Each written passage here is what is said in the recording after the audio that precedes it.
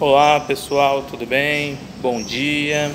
Vamos concluir, o material conforme foi combinado por meio de um vídeo. Bom, uma aula extra em um vídeo. Então hoje a gente vai falar um pouco sobre o governo geral. O governo de Duarte da Costa e Mendes Sá. Então eu vou fazer primeiro algumas leituras e logo em seguida eu vou fazendo alguns comentários a respeito do que for sendo lido, ok? No final você vai poder colocar nos comentários alguma dúvida, ou você pode me procurar diretamente no WhatsApp, que também está certo, tá bom? Então, o segundo governador do Brasil foi Duarte da Costa. Ele governou entre os anos de 1553 e 1558. E ele trouxe consigo novos missionários jesuítas, entre eles o padre José de Anchieta, que foi responsável pela fundação do Colégio São Paulo, em 25 de janeiro de 1954. O Colégio Jesuíta foi fundamental na formação da vila, que deu origem ao estado de São Paulo, a primeira coisa. Então, esse Colégio São Paulo, que surge, que é criado pelos jesuítas, é no local onde ele vai começar a vila que vai dar origem ao estado de São Paulo que nós conhecemos hoje. Bom, então, em 1555, ocorreu na região da atual Baía da Guanabara a invasão de uma esquadra francesa, comandada por Nicolau Durand Villagnon e Gaspard Coligny, responsável pela construção de um forte militar e pela fundação de um núcleo colonial na Baía da Guanabara, definido como França Antártica. Inicialmente, o objetivo dos invasores franceses era enriquecer com o contrabando dos produtos naturais do território, em especial a madeira para o Brasil.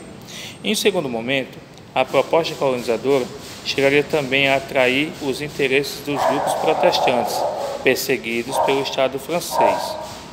Na gestão do terceiro governador, Mendes Sá, ocorreu também a Confederação dos Tamoios, uma frente indígena constituída por tupinambás, tupiniquins, goianazes, carijós, contra a prática da escravização imposta pelos colonos portugueses nas regiões litorâneas de São Paulo e do Rio de Janeiro. Após 5 anos de luta, a Confederação dos Tamoios foram derrotados com o apoio do sobrinho Estácio de Sá e dos jesuítas, que em São Paulo recrutaram colonos de diferentes grupos de indígenas, apoiados por sua vez pela França durante anos de confronto.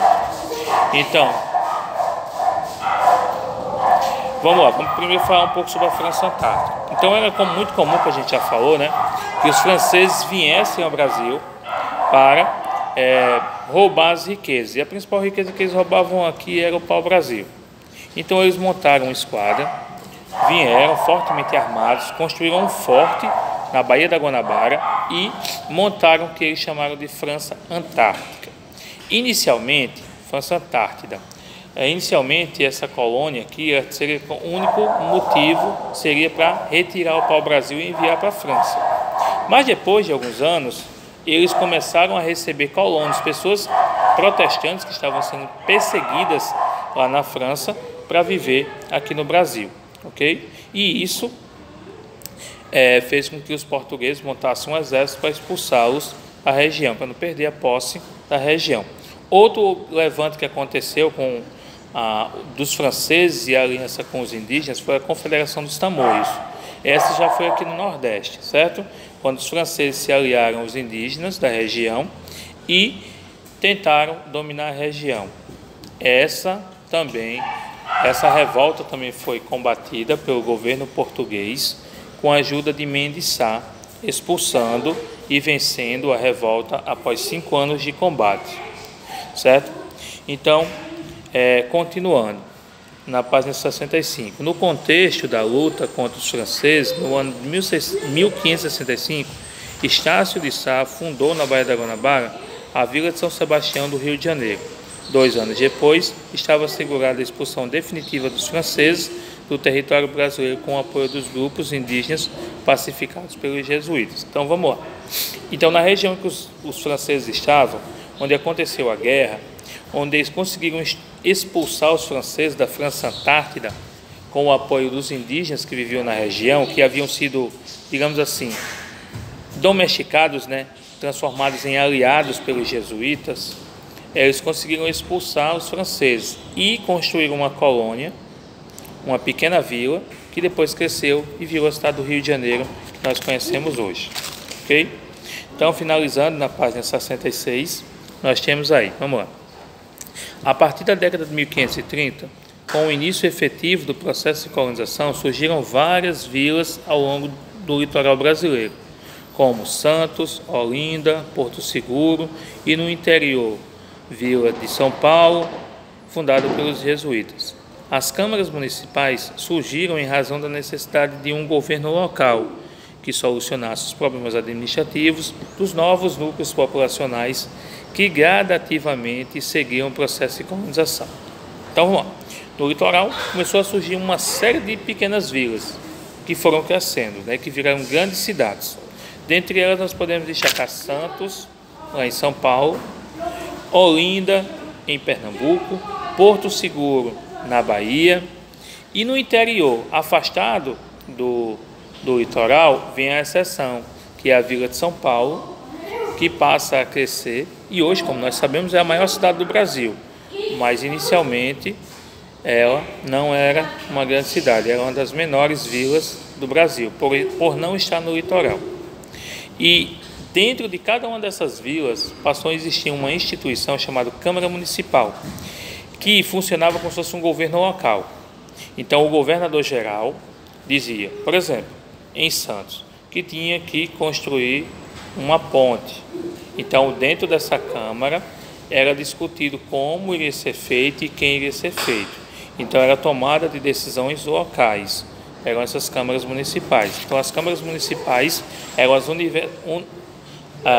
instituições administrativas de cada cidade e que estavam submissas aos poderes do governador geral. Certo? Continuando, os membros que as compunham eram chamados de edis ou vereadores e eram escolhidos entre os homens bons, ou seja, os ricos proprietários de terra e de escravizados da respectiva comunidade. Os cargos eram promovidos por meio de eleições, geralmente de 3 em 3 anos, na época do Natal. Bom, gente, então vamos lá, vamos entender isso aqui que é importante. Então, os vereadores, ou edis, como eram chamados, né, eram eleitos a cada 3 anos, tinha eleições para vereadores, ou para edis, como eram chamados, né?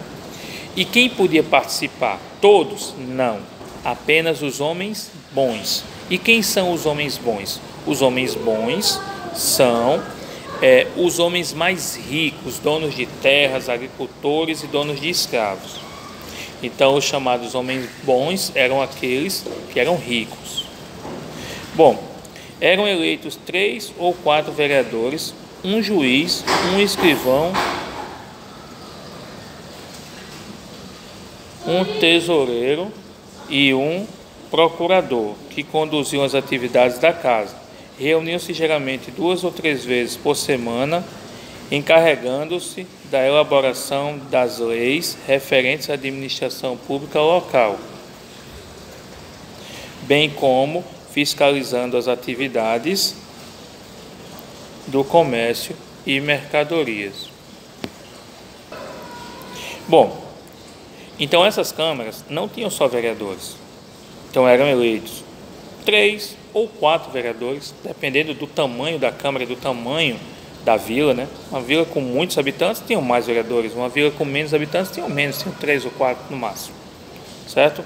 Também, para essas câmaras, eram escolhidos um juiz, um escrivão, que era aquele que escrevia, né, as sentenças ditadas pelo juiz, um procurador, que seria aquele que seria responsável pela defesa jurídica e as atribuições diversas, né? Também um tesoureiro para cuidar das finanças da casa. Esses eram os que faziam parte dessas câmaras, certo?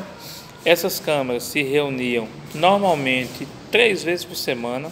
Então, por exemplo, ia na segunda, quarta e sexta, faziam as reuniões e depois os vereadores não apareciam mais lá.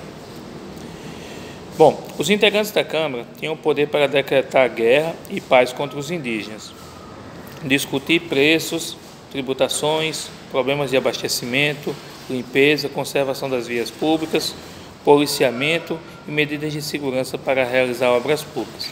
Além disso, podiam julgar crimes de injúria, pequenos furtos e infrações contra os éditos lançados contra a Câmara. Aí nós vemos as responsabilidades, o que os vereadores podiam fazer.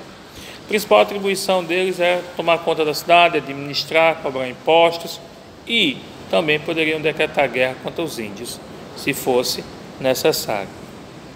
As câmaras municipais eram construídas na Praça Central, na vila próxima à Igreja Matriz. Fazia parte dessa paisagem também a Câmara Municipal, a Cadeia e o Pelourinho. Mastro vertical de pedra, geralmente de 2 a 3 metros de altura, que simbolizava a autonomia administrativa da vila. Durante o período colonial, o Pelourinho também foi utilizado para humilhar os escravos que ali eram publicamente castigados. Bom, então onde ficava a Câmara? Ficava no centro da cidade, próximo da Cadeia, próximo da Igreja Matriz, e na frente da Câmara tinha um pelourio, que era um monumento, um pilar, vamos dizer assim, de 2 a 3 metros de altura, que simbolizava o poder administrativo da casa e que também muitas vezes foi utilizado para amarrar escravos e eles serem chicoteados publicamente. As câmaras municipais as câmaras municipais em muitos momentos da história conseguiram sobrepor os seus interesses e decisões aos interesses dos governadores, revelando a concorrência entre os poderes municipais.